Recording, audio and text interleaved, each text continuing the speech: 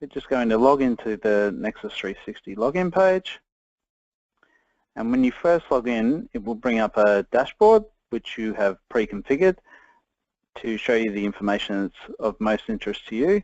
These can be tailor-made per user, and there's another tutorial that will guide you through how to do this. So what we're going to go through today is simply looking at the Patients and Studies tabs that you'll find up here on the top left-hand corner. The first one we'll go through is the Patients tab. Once we select on this tab, you'll see a list of patients in this primary view, and we've got basic demographic information here for the purpose of this demo. Each of these columns that you see across the screen here can be used to sort in ascending or descending order depending on what information is contained within the column. And you can add a patient up here in the top right hand corner.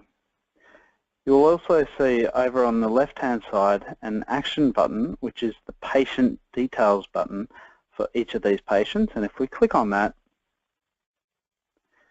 in here you'll see a number of tabs that have a variety of patient information that you can enter, and you can search through. Some of these fields will have drop-down menus and others will not. And if we have a look from left to right, we've got patient information, insurance information, notes. If you may want to add a note to the study, you can see the button over here on the right-hand side. We'll also be able to see from this menu or this tab the studies that have been conducted against this particular patient and additional documents. So over on the right-hand side there's an Add Document button, and that's where you'll be able to upload any document from your local PC to the Nexus 360 and host it in the cloud against a patient file. The same thing if we go across to the Studies tab. So it's a very similar view, and here what it's actually showing us is the studies that are contained within Nexus 360. So you have the reference or the unique reference number for the patient. You also have first name and last name. Once again, you can sort these columns in ascending or descending order. It will also contain the sleep service, start time, the status of the study itself, and the file size. There's also the site that the study is actually hosted on.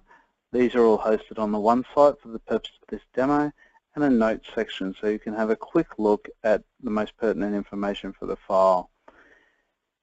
With each of these columns, you can also see that there's a little settings icon here, and if we select on that, that will allow you to hide or unhide a column, and to also choose the columns and rearrange columns and so forth.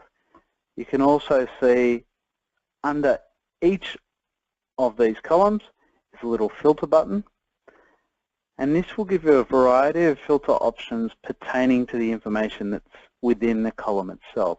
So if we scroll across from left to right, you'll see this information does change depending on the field that we're applying the filter to.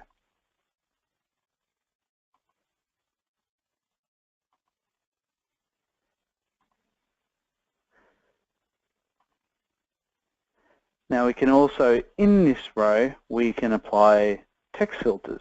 So if we wanted, for argument's sake, to only look at the patients with the last name or surname of Doe, we just type that filter characteristic into there.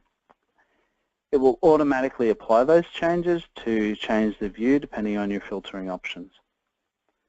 From the study list, you can then see again that we have this patient details icon, which will take us to the same page as we were on before, going from the Patients tab. You will also see, however, that from the Studies tab, there is a Service Details icon, and that's this blue folder. In here, these are details that relate to the study itself. And once again, there's a whole variety of parameters that you can go through here, some with drop-down menus and others without. And if we have a look from left to right, we have service details, equipment information, so it may be mask types or pillow types or headgear, Medication, and we can add medications. Once again, over here on the right-hand side, there's a button for that. We have the Epworth Sleepiness Scale embedded within Nexus 360. Report codes, treatments, and documents.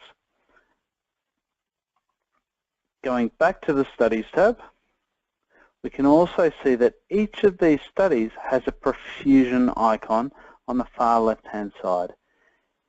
If we select on this, this will open up another browser window, and it will be opening up, in this case, Perfusion PSG software within Nexus 360 on the cloud.